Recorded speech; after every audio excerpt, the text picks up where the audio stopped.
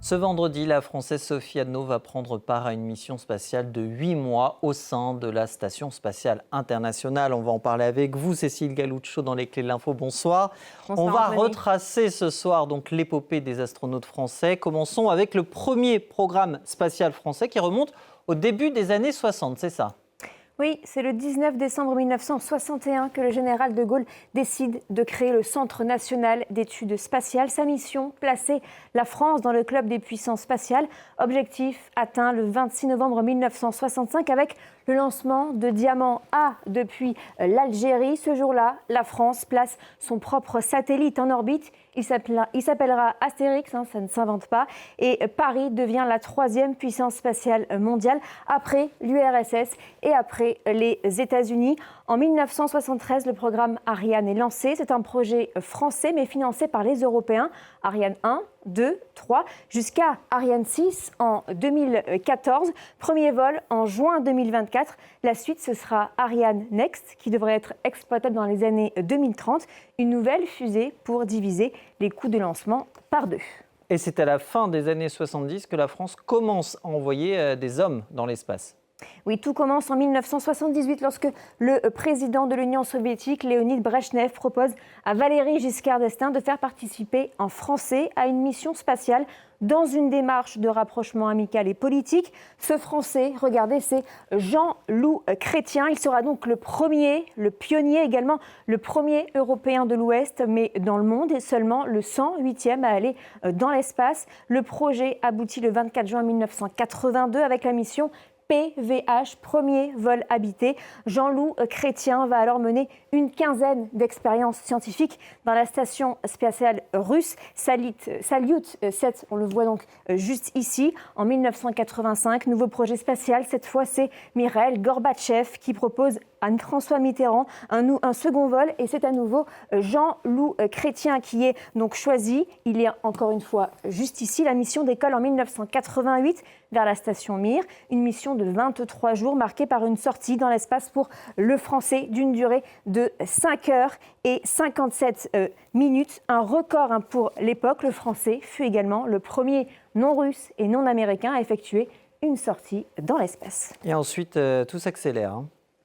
Oui, dans les années 80, les deuxième et troisième spationautes en orbite sont regardez, Patrick Baudry et Michel Tonini. Le premier était la doublure de Jean-Loup Chrétien pour la mission PVH. Très vite, il rejoint la NASA et le 17 juin 1985, il décolle de Cap Canaveral en Floride à bord de la navette Discovery. Il y restera 7 jours. Michel Tonini, qu'on voit donc juste ici, est lui parti à 2 reprises dans l'espace, une fois avec les Russes en 92 lors de la mission Antares à bord de la station Mir et une autre fois avec les Américains en 1999 à bord de Columbia. La suite, regardez, va s'écrire avec Jean-Pierre Hénieré. Le 4e Français détient aussi le record du plus grand nombre de jours en orbite, 209 jours. Une première mission franco-russe est effectuée en novembre 92 jusqu'en juin 93, puis une autre 7 ans plus tard pendant 6 mois. 2 autres Français vont partir ensuite dans l'espace. Le numéro 5 et donc le numéro 6, qui ne sont autres que Jean-François Clairvoy, qui en 1994 est à l'époque le plus jeune, il n'a que 35 ans, et Jean-Jacques Favier en 1996. Et c'est aussi en 1996 que pour la première fois, une femme française se rend dans l'espace.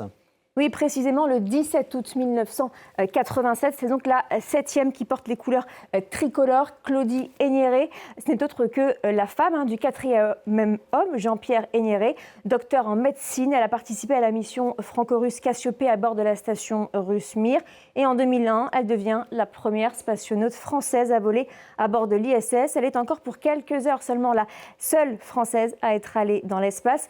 Le 8e français, c'est Léopold Eyart, que l'on voit juste ici en 1998. Et le 9e s'appelle Philippe Perrin. Il était à l'époque considéré comme l'expert en sortie extravéhiculaire car en 2002, il en a effectué 3 d'une durée de 19h31 minutes. Et on ne peut pas parler d'espace sans parler de Thomas Pesquet. Oui, c'est le spationaute français le plus médiatique et c'est donc le 10e Thomas Pesquet. Tout commence en 2016, il a alors 38 ans et il s'envole avec Soyouz MS-3 pour une durée de 200 jours à bord de l'ISS pour la mission Proxima. En avril 2021, il rejoint l'ISS pour 6 mois à bord d'une capsule Crew Dragon de SpaceX. À 43 ans, il devient le premier Français, on le sait, à devenir commandant de bord à l'ISS. Il est aujourd'hui l'astronaute non seulement français, mais européen, ayant passé le plus de temps cumulé dans l'espace et aussi le plus de temps cumulé en sortie extravéhiculaire. Merci beaucoup, Cécile Galuccio pour les clés de l'info. Rendez-vous donc demain à 11h15 heure de Paris pour le départ de Sophie Adno. Vous nous avez